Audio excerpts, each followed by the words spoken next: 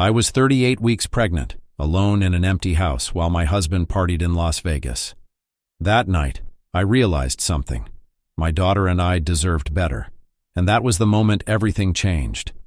The soft hum of the ceiling fan did little to calm the storm inside Natalie Carter as she stood in the doorway of their bedroom, watching her husband Eric pack his suitcase. The navy blue luggage lay open on their bed, the same bed where they had once whispered about baby names and dreamed of their future as parents. But now, with her belly swollen at 38 weeks pregnant, she stood alone, a silent spectator to the unraveling of their marriage. Eric tossed in a stack of neatly folded shirts, completely at ease, whistling under his breath as if this were any ordinary trip. A guy's weekend in Las Vegas. Natalie's hand instinctively rested on her stomach, feeling the slight movement of the baby inside her. Did they know? Could their child sense the tension, the growing distance between their parents? The thought made her throat tighten. "You'll be fine," Eric said, his voice casual, too casual. He zipped up the suitcase with a final decisive motion and turned to her with a lopsided grin, the same smile that had once made her fall in love with him. Now, it made her stomach churn. Her fingers dug slightly into her belly as she forced herself to ask, "And what if something happens? What if I go into labor?" Eric let out a breath, exasperated. "Come on, Nat. Your due date isn't for another 2 weeks. First babies take forever anyway." He shrugged, reaching for his watch on the dresser. "Besides, you can always drive yourself to the hospital if something happens." His words hung in the air like a slap across the face. Natalie's breath caught. Drive myself to the hospital? A wave of hurt crashed over her, mixing with something deeper. Anger. This wasn't the first time he had dismissed her feelings. But this was their child, their baby. She had spent months planning, preparing for this moment. She had read every book, attended every class, alone, most of the time, because Eric had been too busy with work, too tired to care. And now, as she stood here feeling their baby move inside her, she saw the truth she had been trying to avoid. He wasn't ready. He never had been. "Eric, this isn't just about me," she said, her voice measured but trembling underneath. "This is about our child. This baby is coming whether you're here or not. Don't you care?" Eric rolled his eyes and exhaled sharply. "Jesus, Natalie, of course I care. But can I not have one last weekend before everything changes? I'm not going to be able to do things like this anymore after the baby comes." "Everything changes." Natalie stiffened. He wasn't excited about becoming a father. He wasn't waiting with anticipation like she was, counting down the days, imagining holding their child for the first time. To him, this wasn't the start of something beautiful. It was the end of his freedom. She suddenly felt so small, like she was standing in a house that wasn't really hers. 7 years of marriage, and this was what it had come to. Her, pregnant and alone, while her husband chose to escape rather than step up. The suitcase clicked shut. "I'll be back Sunday night," Eric said, checking his phone as he walked toward the door. "Text me if anything serious happens." He turned, gave her a brief peck on the cheek as if she were nothing more than a mild inconvenience, and walked out the door. The silence that followed was deafening. For a moment, she couldn't breathe. It was as if something inside her had cracked wide open, letting in the truth she had been too afraid to see. He's never going to change.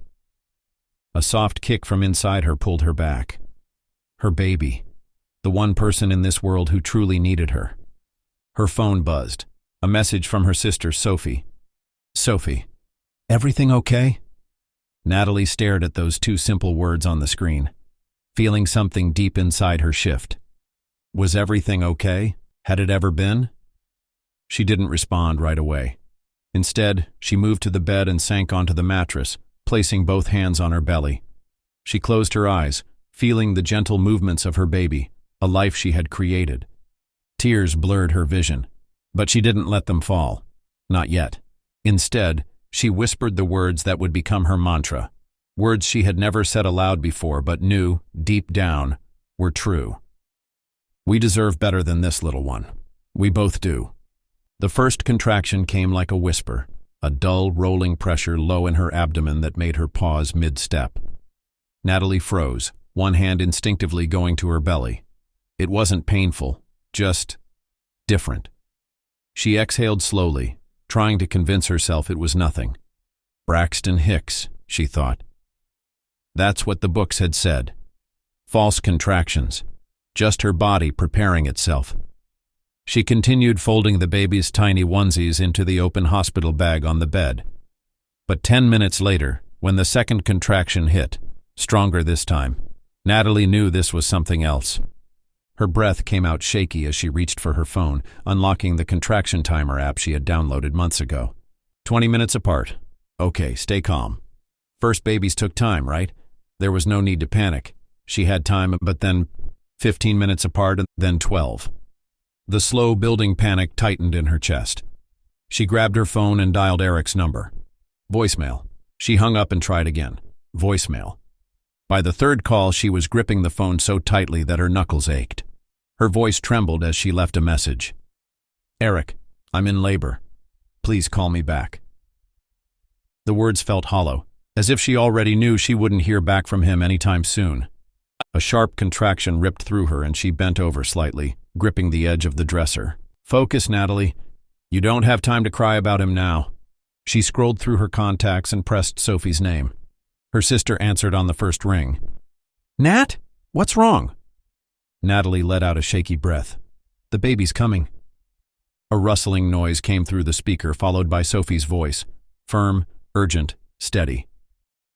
Where are you? Are you okay? I'm home. Eric's in Vegas.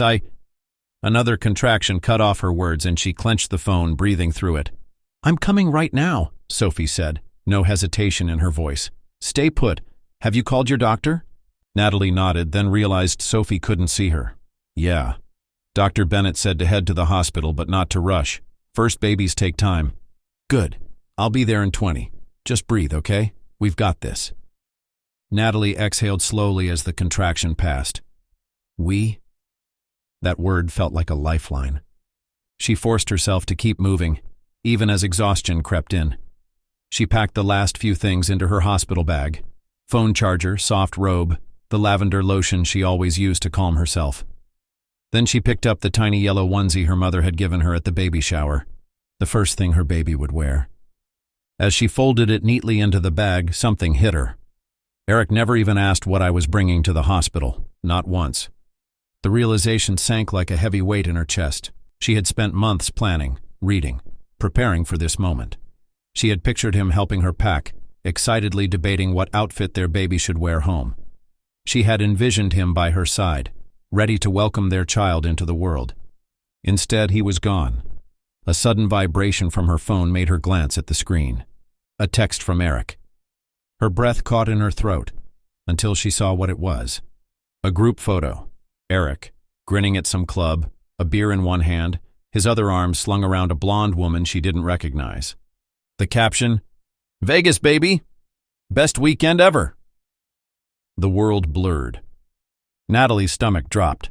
She stared at the screen, her pulse pounding in her ears. Another contraction hit, harder this time, and she nearly dropped the phone. Pain radiated through her back, stealing her breath. Without thinking, she pressed down on her phone's power button, shutting it off. The moment it went black, she felt lighter. No more waiting for him to care. No more hoping for something that was never going to come. A knock at the door made her look up. Nat, Sophie's voice. Relief crashed over her like a wave. The door swung open and Sophie rushed inside, breathless but focused. She took one look at Natalie, her face pale, eyes red with unshed tears, and immediately pulled her into a hug. Natalie broke down. He just left, she sobbed, the words finally spilling out. He knew this could happen, and he just left. Like we didn't matter at all. Sophie pulled back, gripping her shoulders, her eyes fierce. You matter, Nat. This baby matters, and right now you both need you to be strong. Natalie nodded, wiping at her face. She could fall apart later. Right now, her baby needed her. Sophie grabbed the hospital bag. Come on, let's do this. Forget about him. You're about to meet your baby. Another contraction hit, and Natalie gritted her teeth, focusing on the one thing that truly mattered.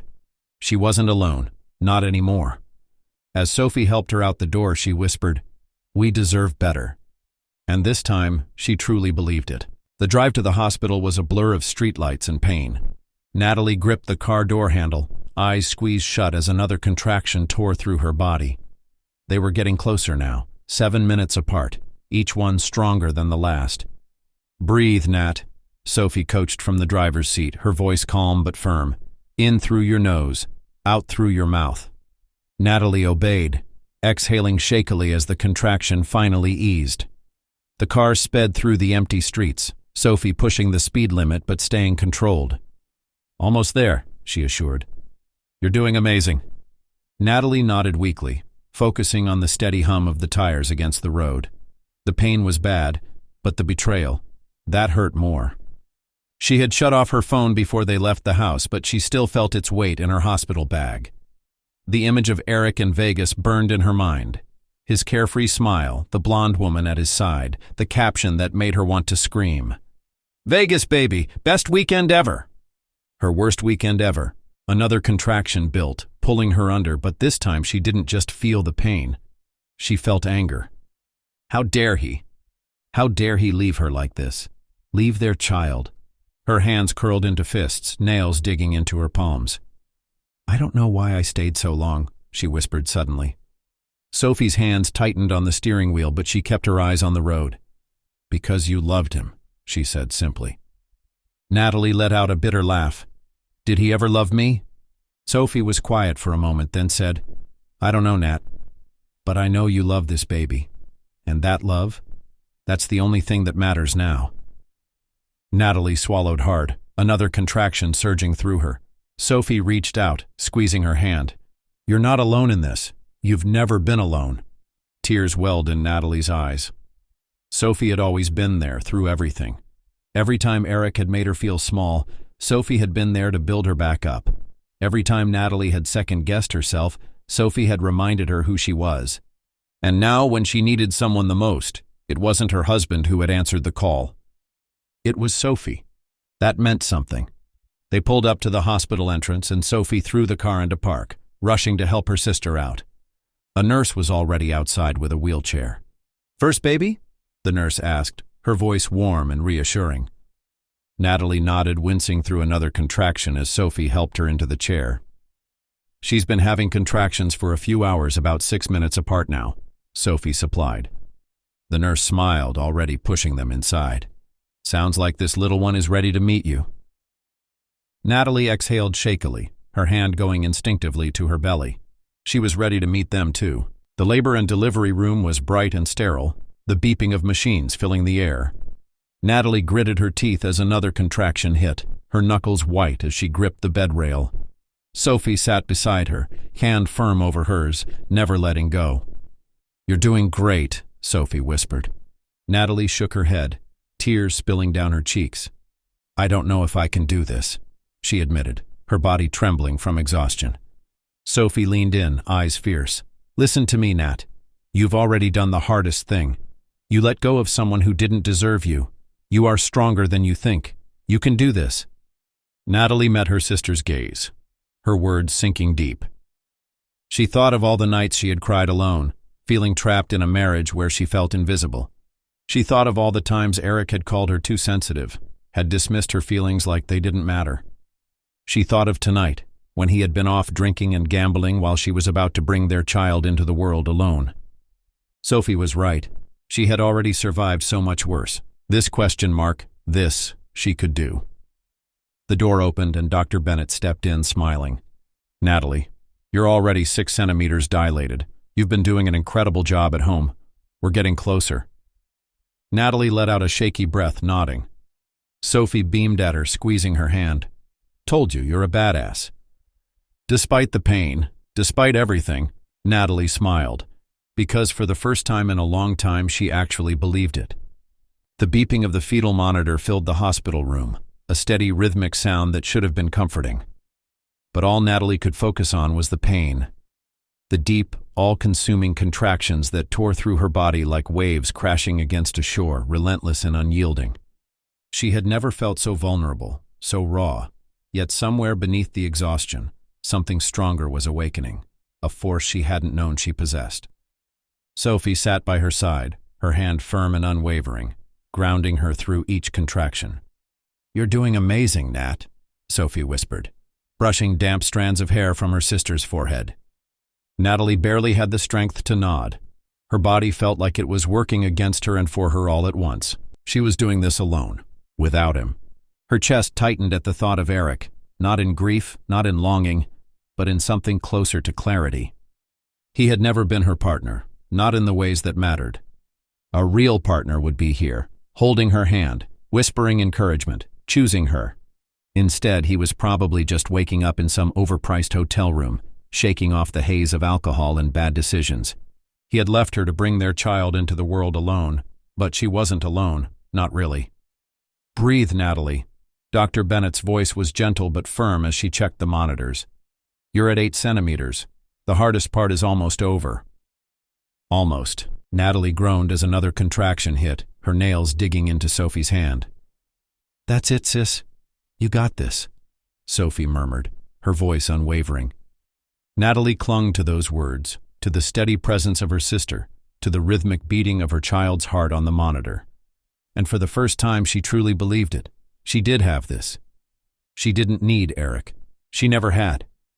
Hours passed, the pain intensifying. The room seemed to blur around her, the voices of nurses and doctors blending together.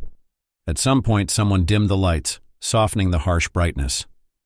The world outside was shifting too. The deep black of night had given way to early dawn, soft pink and gold streaking across the sky. "You're fully dilated," Dr. Bennett announced, pulling on her gloves. "It's time to push." A wave of fear crashed over Natalie, cold and paralyzing. "I can't," she whispered, her body shaking. She had never been more exhausted in her life. She wasn't strong enough. Sophie leaned in, her voice a quiet force of nature. "Nat, listen to me." Natalie's glassy eyes met her sister's steady gaze. "You have fought for yourself in ways you don't even realize. You left a man who didn't deserve you. You chose better, even when it hurt. You're already the strongest person I know." Sophie squeezed her hand, her grip firm, anchoring. "You can do this. And when you do, you are going to hold the one person who will always choose you." Tears blurred Natalie's vision, but she nodded. Not because she wasn't afraid, she was terrified, but she was stronger than her fear. "All right, Natalie," Dr. Bennett instructed. "On the next contraction, take a deep breath and push." The pain swelled inside her, raw and unbearable, and with everything she had left, she pushed. The pressure was overwhelming. The world narrowed to this moment. Sophie counting, Dr. Bennett's calm voice, the burning intensity in her body. "You're doing amazing, Nat, just a little more," Sophie cheered. "Again. Again!" And then, relief. A sharp, piercing cry filled the room, echoing through the air, loud and alive and perfect. Natalie gasped, choking on a sob, her body trembling with exhaustion and overwhelming love. "It's a girl," Dr. Bennett said, her voice warm and triumphant. "She's beautiful, Natalie." A tiny, wriggling body was placed on her chest, warm and impossibly small, her cries quieting as Natalie touched her for the first time. She smelled like new beginnings. Natalie let out a shaky breath, pressing a trembling kiss to her daughter's soft forehead. "Hello, little one," she whispered, tears spilling freely. Sophie sniffled loudly beside her, laughing through her own tears. "She's perfect, Nat. Absolutely perfect." Natalie looked down at her daughter, her miracle, her anchor, her reason. She had thought she was breaking. She had thought she was alone. But in this moment, holding everything that truly mattered, she realized. She had never been more whole. The hospital room was quiet except for the soft, rhythmic breathing of Natalie's newborn daughter. The storm of labor had passed, leaving behind an overwhelming stillness, not just in the room, but inside Natalie herself. She lay in bed, Lily curled against her chest, her tiny fingers wrapped around Natalie's pinky. A perfect fit.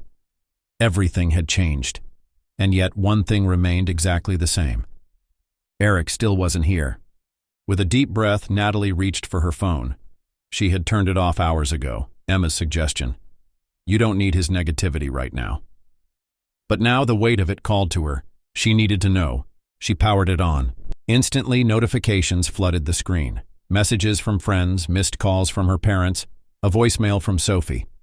I just stepped out to get coffee. Be back soon. You're amazing, Nat. And finally, there it was. A single text from Eric. Flight delayed. Vegas has been insane. Should be home tonight.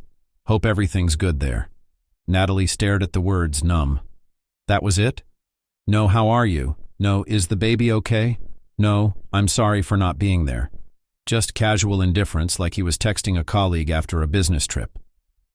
She swallowed hard, the truth settling into her bones like cold steel.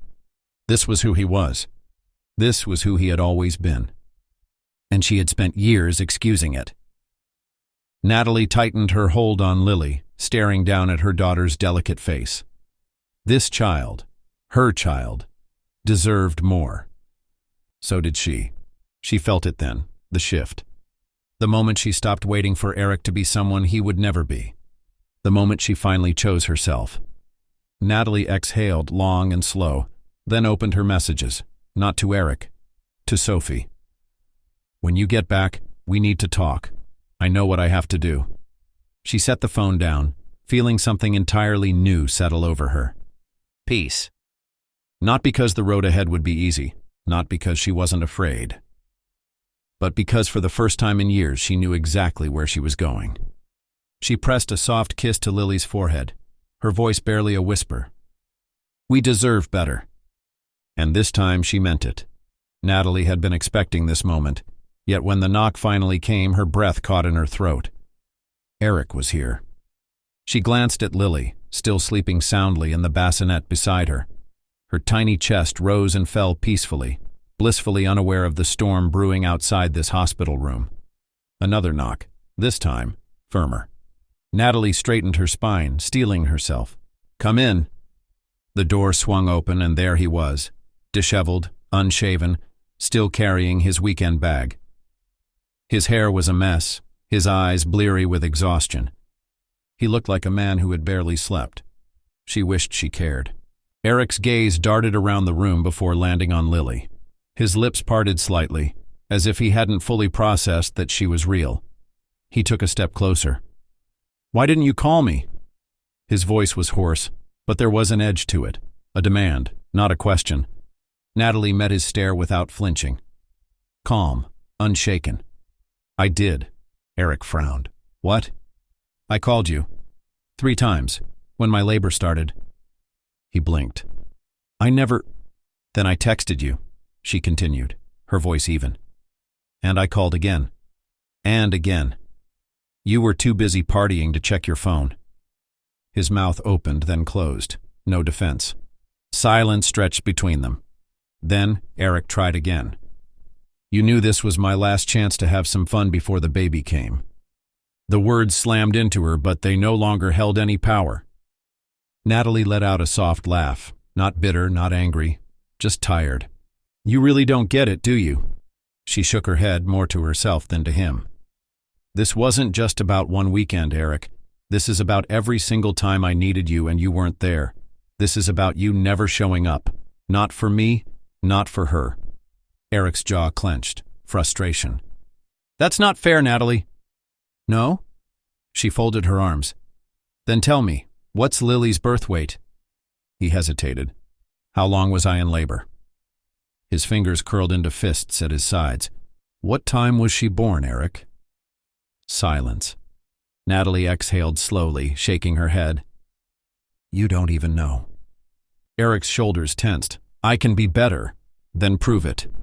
He stepped closer, eyes pleading. I love you, Natalie. A few months ago, she would have wanted to believe him. But love wasn't just words. Love was actions. And Eric's actions had told her everything she needed to know. She turned to the bedside table, picked up the envelope she had been waiting to give him.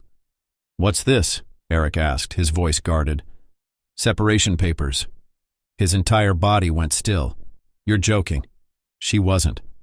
You can be in Lily's life, Eric, she said, her voice steady. But you'll have to earn it. His gaze darted to the papers in his hands, then back to her. You can't just decide this on your own. Natalie's lips curved into a small, knowing smile. Actually, I can, and I have. A heavy silence settled between them. Then finally Eric scoffed. This is ridiculous. You're just emotional from giving birth. No, Eric. Natalie met his eyes, unwavering. For the first time in years, I see things clearly. Eric shook his head, laughing bitterly. So that's it? You're just done? Natalie's gaze softened, but there was no regret, no hesitation. No. She looked down at Lily, sleeping peacefully. I'm just finally starting. Eric stared at her for a long moment.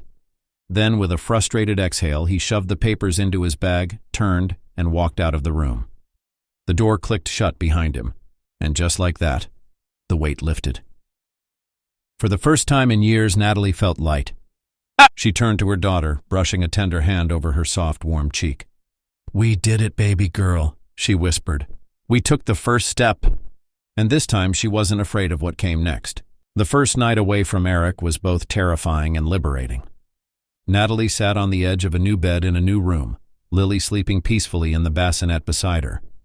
She had moved into Sophie's spare bedroom that morning, just until she could find a place of her own.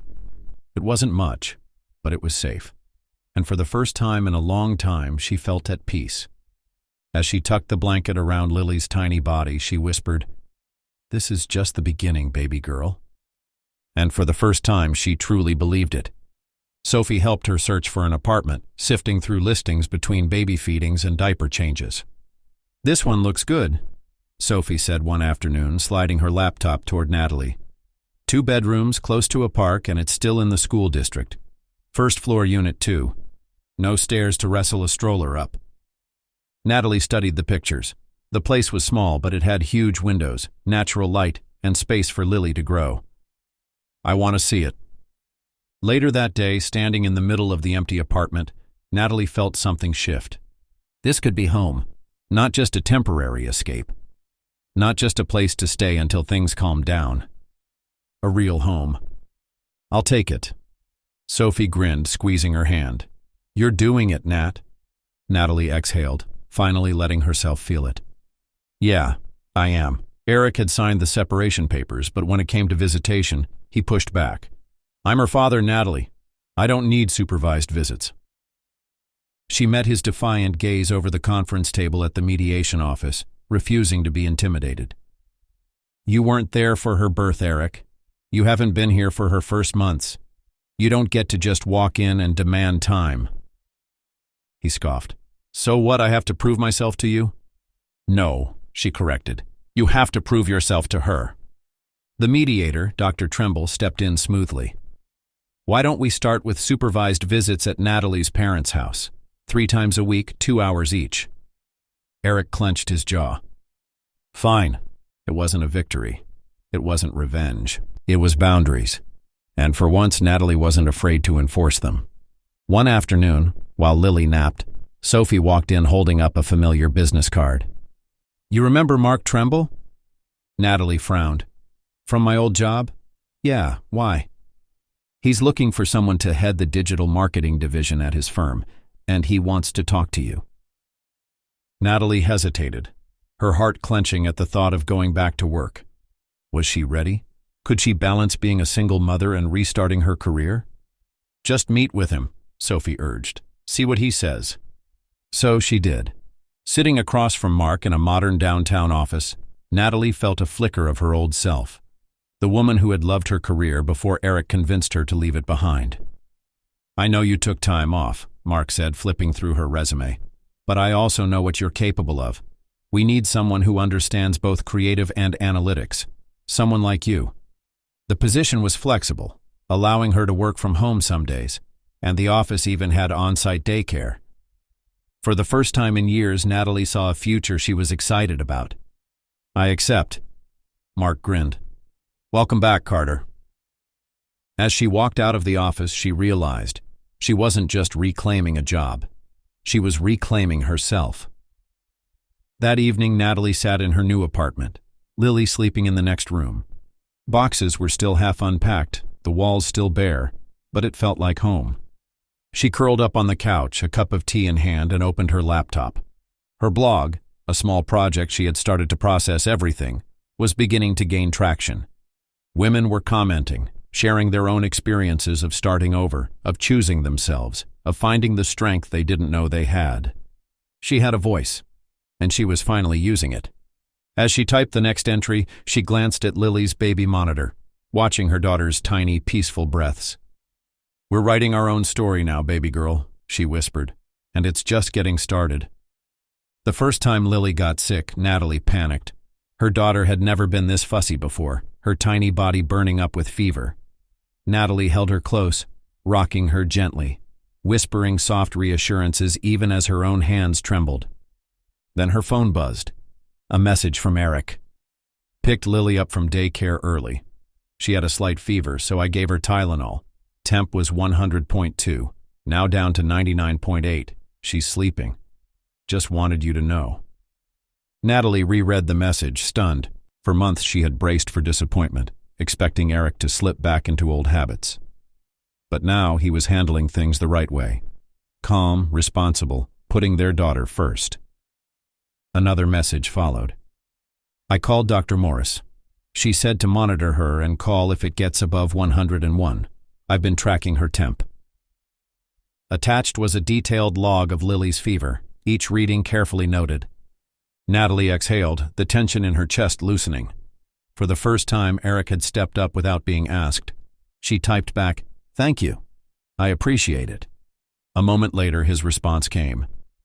"Thanks for not giving up on me as a father. I know I didn't deserve the chance." She stared at his words, letting them sink in.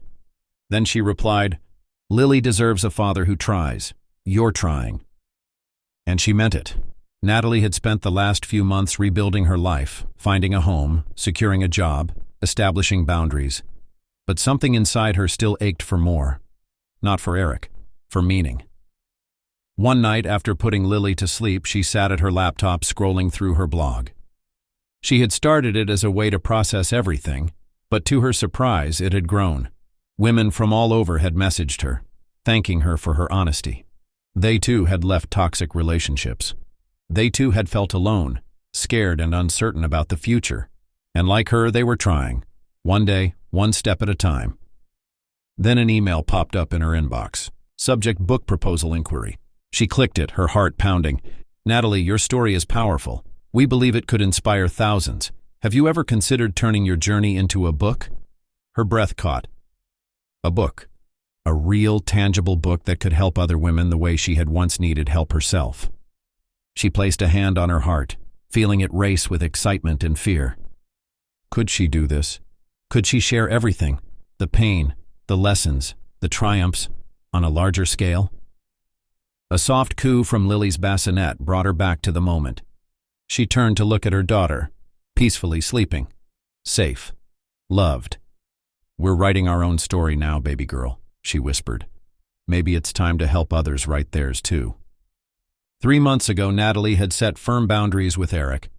Now she was slowly allowing space for growth. Their co-parenting sessions had become easier, smoother. He showed up on time. He respected the schedule. And he stopped arguing for control, instead focusing on learning how to be a better father. One afternoon after a visit at Natalie's parents' house, Eric lingered in the doorway.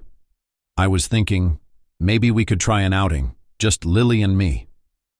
Natalie hesitated, old instincts warning her not to trust too easily. But then she looked at him. Really looked at him. For the first time in years, she saw effort instead of excuses, sincerity instead of selfishness. "Let's start with the park," she said carefully. 1 hour. If that goes well, we'll extend it." Eric nodded. That's fair. It wasn't about forgiveness. It wasn't about fixing what was broken. It was about showing Lily that love, real love, meant showing up, consistently, with care and respect.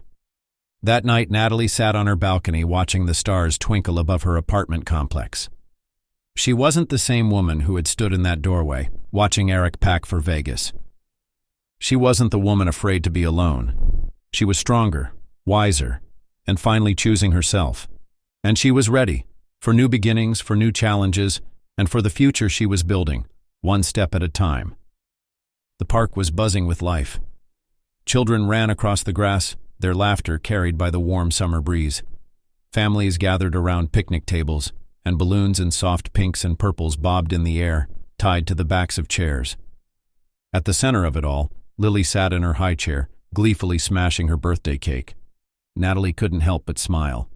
A year ago, she had given birth alone, feeling more uncertain than ever. Now she stood surrounded by family, friends, and a support system she never imagined she'd have. She had survived, rebuilt, and found herself again. And most importantly, Lily was happy, loved, and thriving. Eric stood a few feet away watching Lily with a small smile. He had changed, not in the way she once wished he would when they were married, but in a way that mattered now. Over the last year, he had proven himself as a father, if not a husband. He still had moments of frustration, still struggled with his own demons, but he was present. And presence was what Lily needed most. "She's got cake in her hair," Eric said, laughing softly. "Let her enjoy it," Natalie replied. "That's what bath time is for." It had taken months of hard conversations, mediation sessions, and setting boundaries, but they had finally found a way to coexist, not as lovers, not as bitter exes, but as co-parents who wanted the best for their daughter. Not long ago she had doubted they'd ever get here, but they did, and that was enough. Sophie walked over, handing Natalie a drink.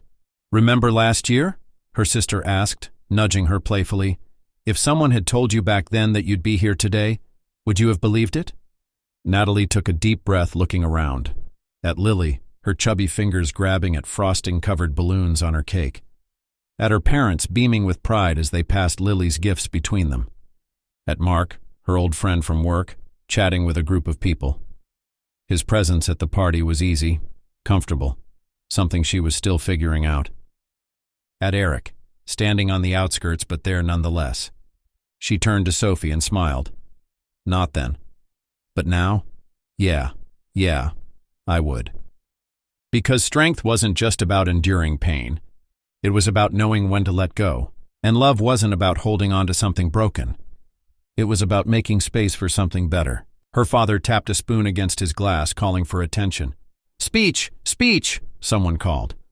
Natalie let out a breath and stepped forward, gently lifting Lily from her high chair. Her daughter snuggled against her shoulder, her tiny fingers curling into the fabric of her dress. She looked out at the people who had been with her through the hardest year of her life, and the best one. "A year ago," she began, "I thought my world was ending. I was alone, scared, and about to become a mother in a way I never imagined." A pause. But what I thought was an ending turned out to be a beginning. Her voice steadied. "This past year has taught me that strength isn't about never needing help. It's about knowing when to ask for it. That forgiveness isn't about forgetting the past, but about not letting it control your future. And that love, real love, isn't about holding on to what's broken. It's about making room for what's truly meant for you." She kissed the top of Lily's head. "And this little one? She's taught me more about courage in 1 year than I learned in a lifetime."